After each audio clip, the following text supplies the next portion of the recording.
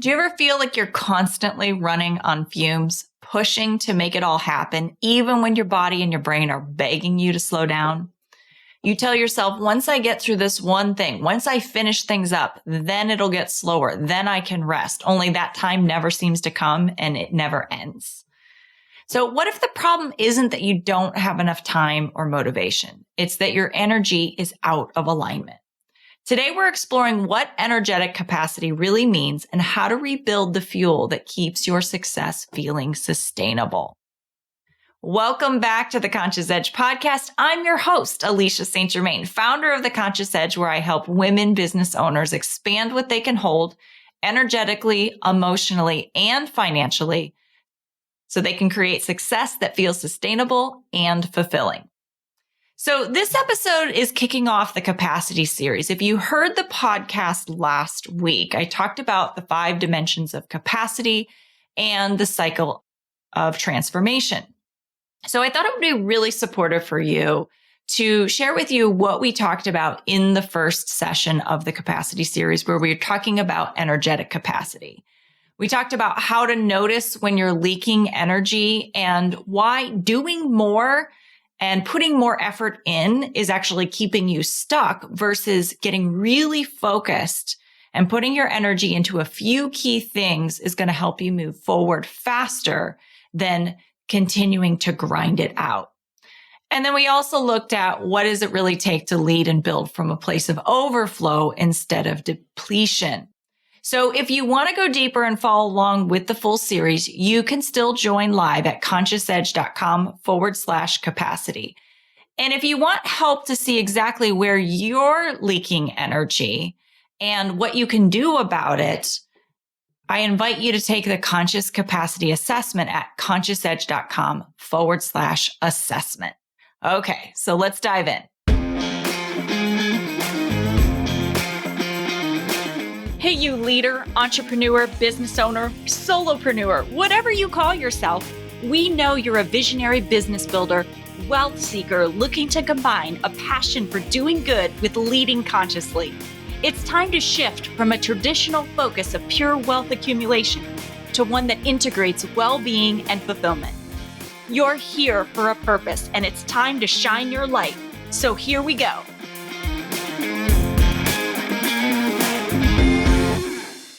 So I'm really excited to share with you the capacity series. This is something that I have been working on for months now in really helping to figure out how can I bring context to all the things that women entrepreneurs are learning. It's like you're bringing in strategy here, you're bringing in more visibility, you're putting more money into your business.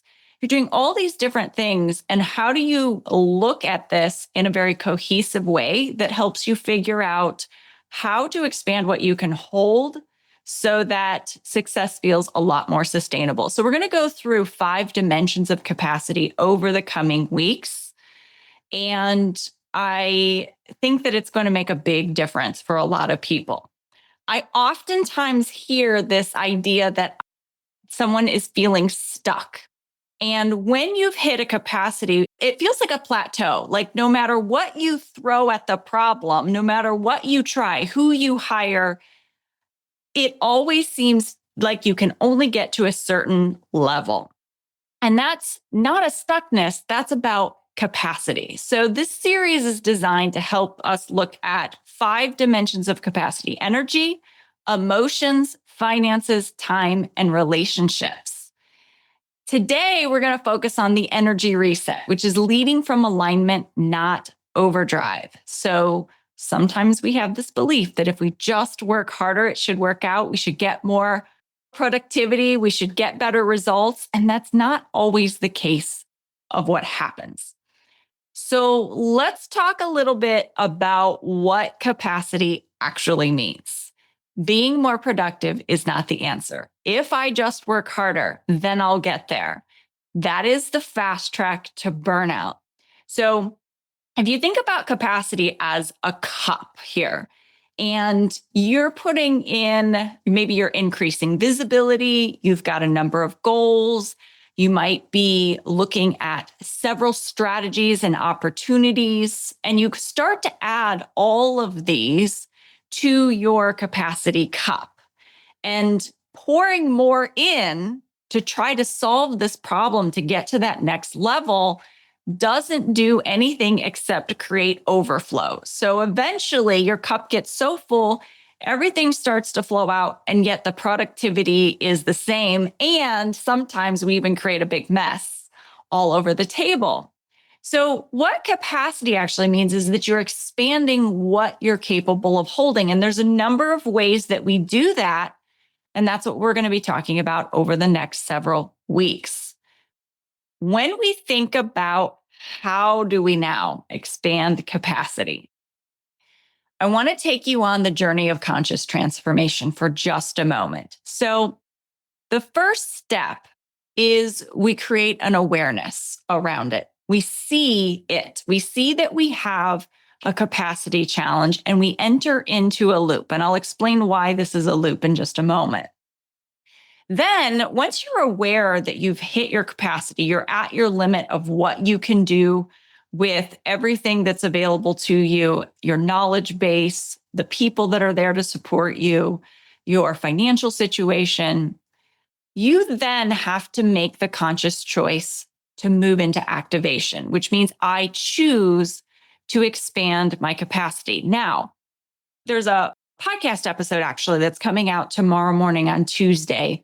And if you listen to that podcast episode, it'll give you a full explanation of kind of where we're going for the entire 5 weeks. But I talk about potential. And so often people will beat themselves up because they don't feel like they're at their potential. Potential is what's possible for you. It's what's available to you. But if you don't choose to expand your capacity to the level that it needs to be to meet that potential, then what ends up happening is that's not really your potential. That's the possibility, but you're already at your full potential for what your capacity is. Now, if you choose to stay where you are, then all I'm saying is don't beat yourself up for not being at some higher level. Accept where you are. But what we're going to assume is that because you're here, you really want to go to the next level. And so you're going to choose activation, which means I'm going to expand my capacity. Then we move into what we call expansion, which is where we practice it. And you move through intentional behavior changes.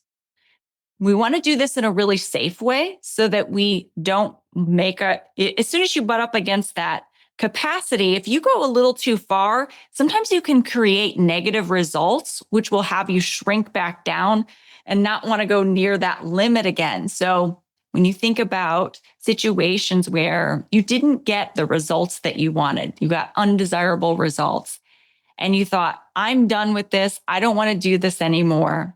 That's a choice not to expand because you maybe pushed yourself a little too far outside of what was comfortable and it doesn't feel safe now. So what we really want to focus on is making sure that when you're in expansion, that you're doing it in small increments, that you're stretching yourself just a little bit and teaching your brain that it's okay for me to hold more. I can do that safely. Now, I'm going to get into in just a little bit how we approach that. Then once we've created expansion, we've practiced a lot of things, we gathered a lot of information. Now what we're going to do is move into integration, which means we're going to live it. We're going to create a set of new beliefs that we want to now live by, and we consciously make the choice to follow those new beliefs. And when you no longer have to think about it anymore, you just act accordingly, that's when you become it. It's the full embodiment of your new capacity that you've created for yourself.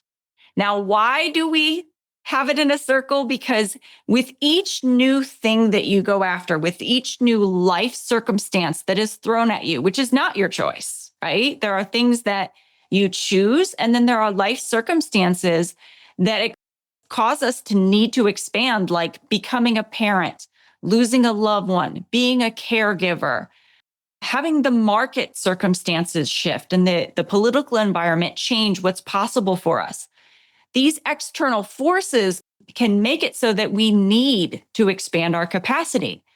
And so again, we become aware and we move through the process again.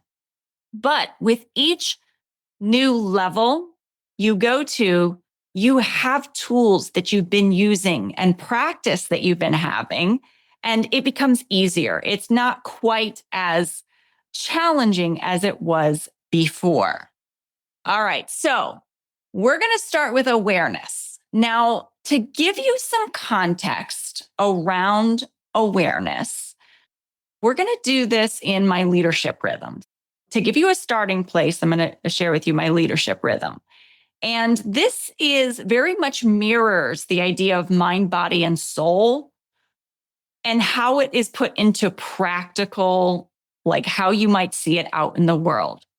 So I start with what we call focus out. Now, focus out is your soul's mission in the world. I believe that everyone is here to contribute in a very specific way.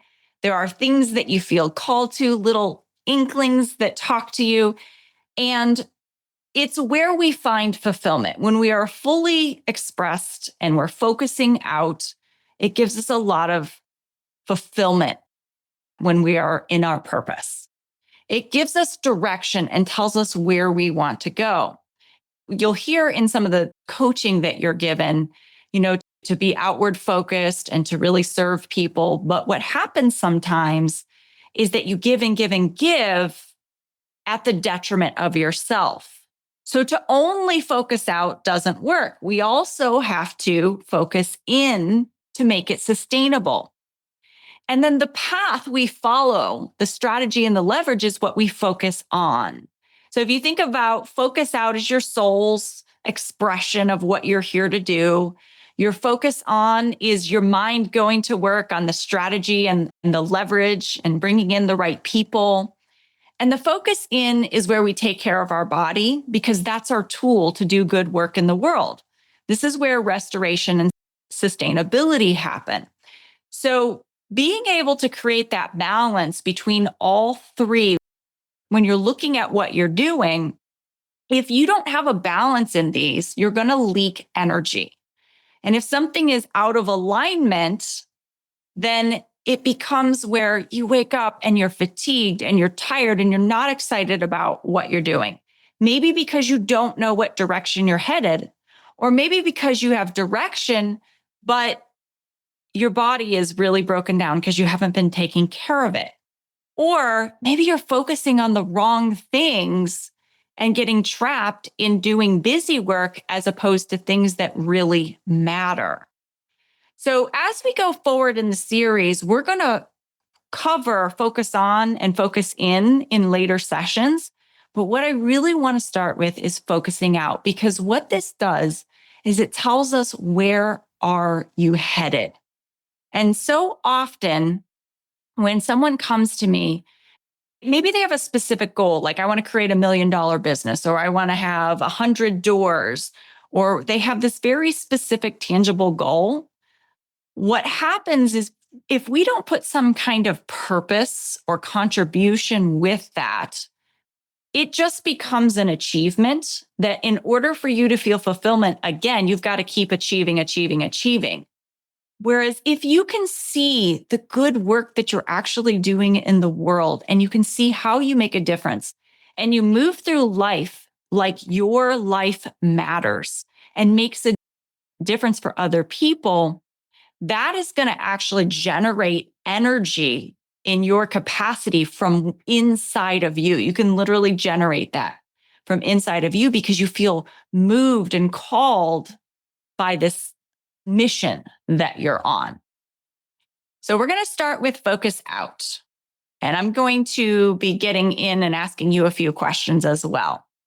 The question to ask yourself is, what am I contributing and why does it matter? And this is where, when we look at how what we're doing in the world connects to other people, our energy becomes very intentional. And if we lose sight of focusing out, what happens is you risk starting to lead from fear and validation, and then you find yourself unfulfilled. So we're going to get into what that looks like. But when we are more worried about ourselves and protecting ourselves and wanting to be worthy, we will make decisions in our business that cause us to play small. When you really get that you matter in the world, you put aside your fears and your worthiness and you think about the other person, which is a natural thing for women to do, right? We want to serve and support and help others. We are natural caregivers. So there's a very innate natural ability around this. And it's that which keeps us in that good energy. Okay, so Connie, you're a tax strategist. Okay, but why is that important? What does that do? Connect that really to what it is that you do for other people. That's what you do in your physical, tangible, like strategy. But what purpose do you serve? Why does what you do matter? Why are people's lives better because you're in it? Okay, is it Naha? You donate to help others. In what capacity? Like how? What is it that you're really passionate about? Okay, Nicole, provide clarity and infrastructure for families to live their legacy. Phyllis helps women share their voice. Private foundation that focuses on education for underprivileged girls. I know exactly what I do for other people. I help them know how to arrange their finances and taxes to save money and to spend where they choose. Yes. So really understanding what is it that I do for other people. And if you spend each day connecting to that piece first, that's going to give you direction for your day. And it's going to help you be more intentional in how you show up. So I want to talk a little bit about our behavior versus intention. So we may have intention when we think about restoring our energy and making sure that we are on point with our capacity and our energy, right? So maybe your intention is to prioritize rest. But before you go to bed, you check your email and then it starts you into a spiral thinking about things, or you risk looking at an email that maybe is potentially upsetting. We're going to talk about emotional capacity next week.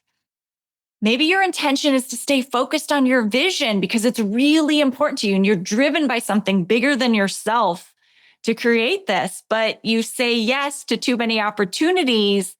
And just because you can do something doesn't mean you should. And so your energy gets really scattered. Or maybe your intention is to delegate effectively, but then every time something happens, you jump in to fix it yourself. Maybe you want to be a calm leader, but you react under pressure. Or you want to protect your creative time, but instead you fill your calendar with meetings and you blow right through the time blocks that you've created for yourself for creative time. So understand that when we're looking at creating awareness, which is that first part of the cycle, it starts with looking at what you do. There are so many people who, in order to survive, you have discredited your emotions. You don't have time for them, which we're going to talk about them next week as a powerful way to give you real information around awareness. But sometimes people are so busy that we really don't take a moment to think about how we feel. And what I've learned is that actually looking at where your behavior is misaligned with your intention, you'll actually be able to kind of short the system or hack the system to find your way in to what's really going on underneath as we look at the behavior. So I want you to think about, and you can do this between now and next week, but let's take a moment and I want you to think about, where does your energy flow that doesn't serve your vision, mission, or desire? And I want you to notice the behaviors and not the reason. So what do you keep saying yes to that pulls you off course? Where does your energy flow that doesn't actually serve your vision, mission, or desires. Doom scrolling. You know, those moments where you're like, oh, I should be doing this, but I don't feel like it. And I do something else. Take a moment and think about that. Where's your energy going? Okay. You say yes to people and tasks that are simply a distraction because they need me. Games on your phone when I need a distraction, right? And we use those distractions so we don't have to feel the feelings. That's why we're not starting with feelings, right? Because they could be a little uncomfortable. Saying yes to friend hangouts that are not the exact time in my productivity blocks. So I want to share with you, and this will probably help you figure out some other behaviors that you might do. These are what I call my 5 capacity killers. These are the most common behavioral patterns that I see women participate in that drain your energy and they block your alignment. So the first one is over functioning, meaning you do it all yourself, even when you intend to delegate. And a lot of times this comes from having to handle it. There are things in your past, and all of these capacity killers really come from a coping mechanism that we're going to talk about. Indecision. So over analyzing when you intend to trust your gut. You might even make a decision, but then you start second guessing yourself and then you wait to take action, or you defer your decisions to someone else and you wait and let them make the decision. So that comes up. And what that does is it leads to procrastination and perfectionism. People pleasing, saying yes when you intend to protect your time.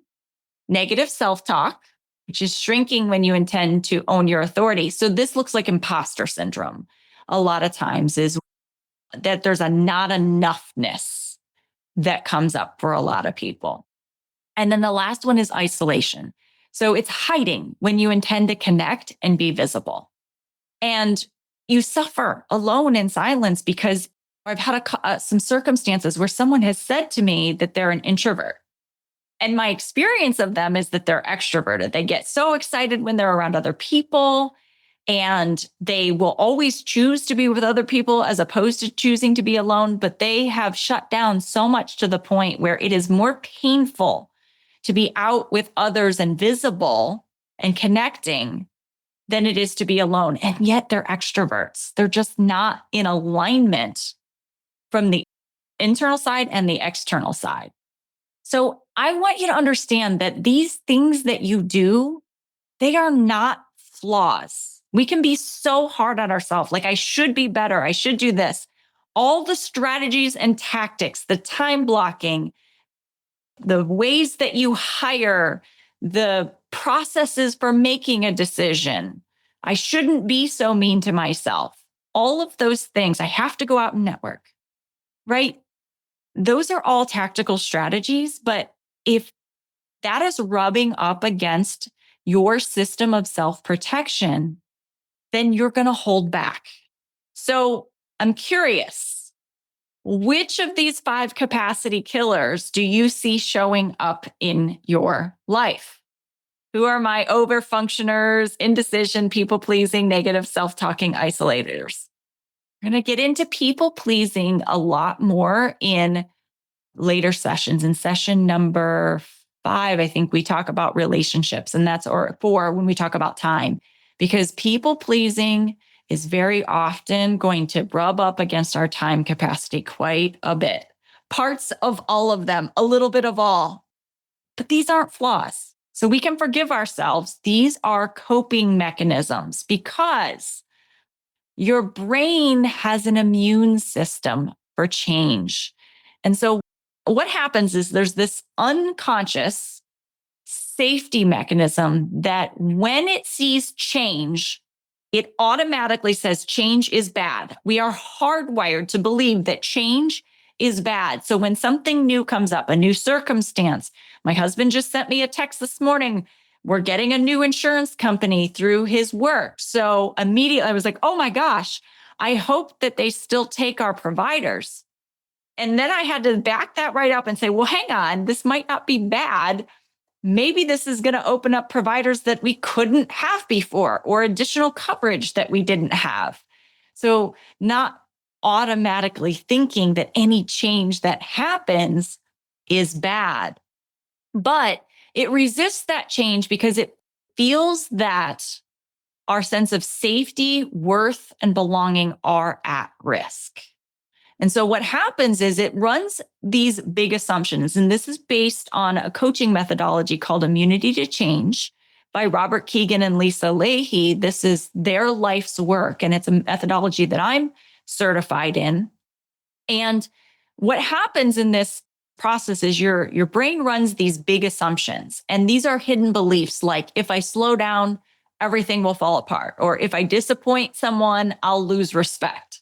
Right? So it's these if-then statements that it runs that have this big time bad conclusion for you, and it runs in a contracted way. Like it always happens, it never happens, it's very extreme, and there's no middle ground.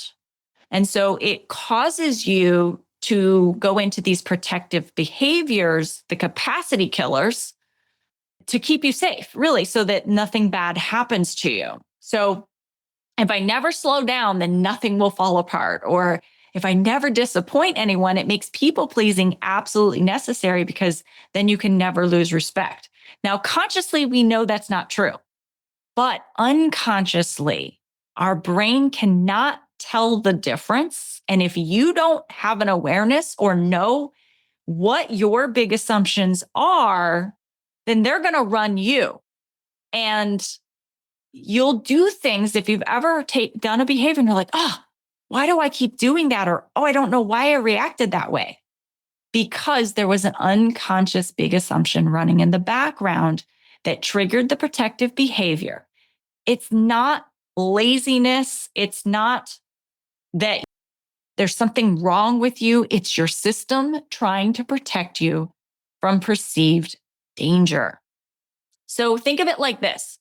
Deep inside your brain, a big assumption lives there. And this is the belief that your brain, it doesn't want you to even see it. So the moment you feel, sometimes when we're digging through and we're looking for that big assumption that you might be making, what happens is your brain will be like, no, I don't, look away. I don't want you to see it. So it's really good at creating justifications as to why you have to behave the way you do. So you'll find all kinds of reasons like, why this is a good idea, why you should take the action that you're taking. It'll seem extremely logical. It's super good at tricking you because it has this hidden commitment, a whole series of them, really. And these are like the unspoken vows that will keep you safe. So it's like the secret society of big assumptions and hidden commitments that your brain is using to drive your behavior. And without some kind of awareness, your mind is driving you instead of you being in control of your mind. And so then on the outer layer, the surface layer, what you see are those protective behaviors, the capacity killers. That's why we start with behavior, and it's where you leak energy. Is this people? Yeah, we can get into that. Okay, so question for yourself now to reflect.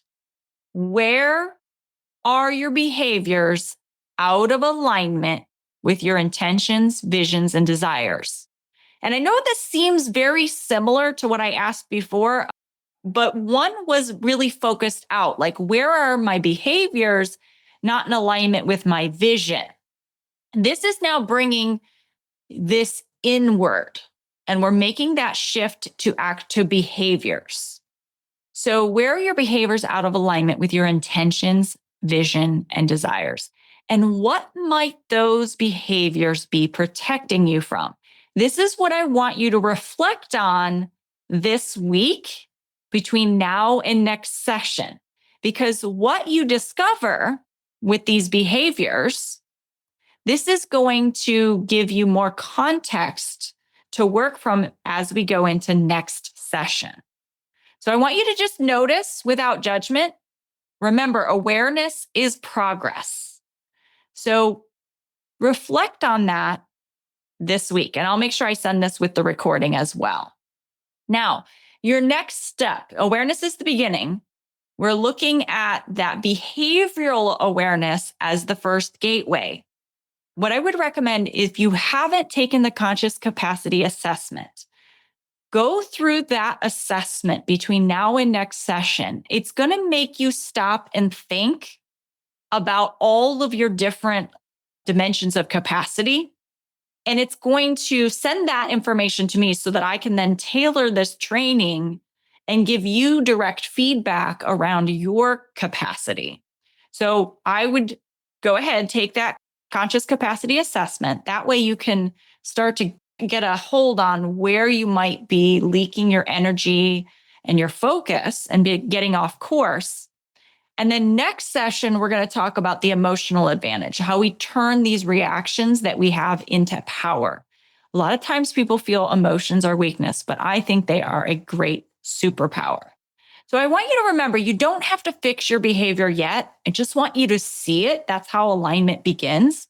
You've had a lifetime of using this protective strategy. So if you're aware that you never delegate, and all of a sudden after today, you're like, I'm just going to delegate everywhere, you're probably going to get undesirable results because you may not have a skill set or the mindset yet to support effectively delegating. So that's why I just want you to be aware of it.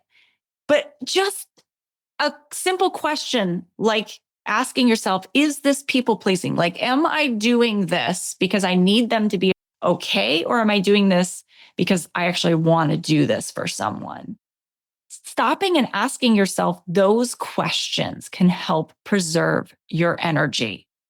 So remember, there's still time to join if you want to be in the room for the capacity series, get your questions answered and interact. You can absolutely do that still at consciousedge.com/capacity. And if you want to get my eyes on your business and figure out where you might be leaking capacity or hitting your limit and what you can do about it, go to consciousedge.com/assessment. I'm sending you so much love and we'll see you next week. Thanks for listening to the Conscious Edge podcast. Make sure you subscribe and take a moment to be kind and share this episode with someone you care about. Leave a review to help us bring more compassionate leaders building businesses and creating wealth to the table. And for show notes, head over to consciousedge.com/podcast. This podcast and the linked materials are presented solely for general information, educational, and entertainment purposes and should not be taken as personal or medical advice or any kind of mental health treatment. Please consult a medical or mental health professional if you feel you need such services. Please be advised that all investing and entrepreneurial endeavors involve risk, and the use of the education and information on this podcast and linked materials is at the user's own risk. This podcast is part of the Sound Advice FM network. Sound Advice FM, women's voices amplified.